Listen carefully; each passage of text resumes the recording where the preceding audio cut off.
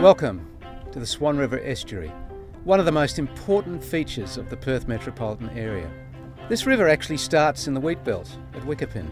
It's the Avon River there. It comes down through Wollonga National Park where it becomes the Swan, then into Perth water where we are, under the Narrows Bridge into Melville water, and then flowing out to the sea from Fremantle. The river has always been a centre of recreation, but particularly nowadays, Aboriginal people love this area because of the mud flats, the shallow water, and without a boating culture, this is where they could build fish traps and move between one side of the river and the other. So they must have been amazed in January 1697 when 3 boats full of Dutchmen rowed up the river. This is as far as Captain de Vlaming and his crew got because the mud flaps were too shallow for their European boats. They were stuck, they had to turn round and go back to their ships that were anchored off the mouth of the river.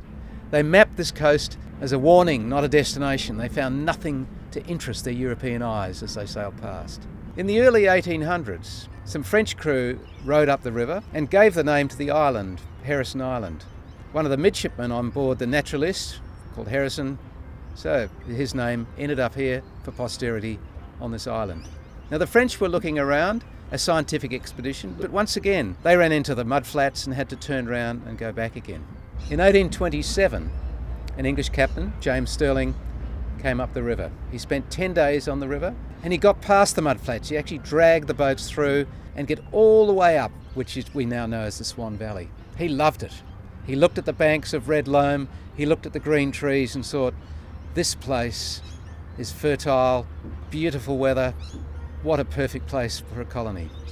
He headed back to England with this idea.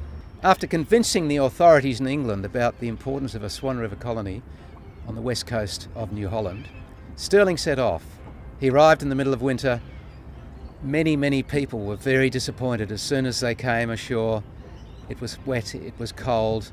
And of course they were expecting a world a bit like the one they'd left in England. And there were no roads, no houses, no bridges, nothing. They had to start from scratch. And the land, sadly, wasn't as fertile as he hoped it would be. So the best land was along the upper reaches of the Swan River.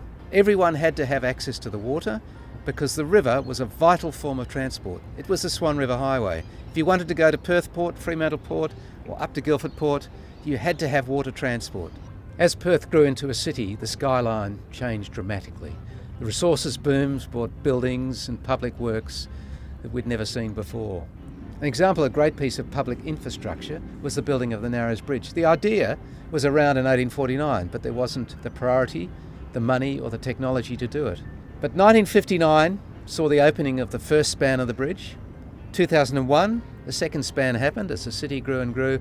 And in 2007, in between the two bridges, they dropped a railway bridge and the Mandurah line was open.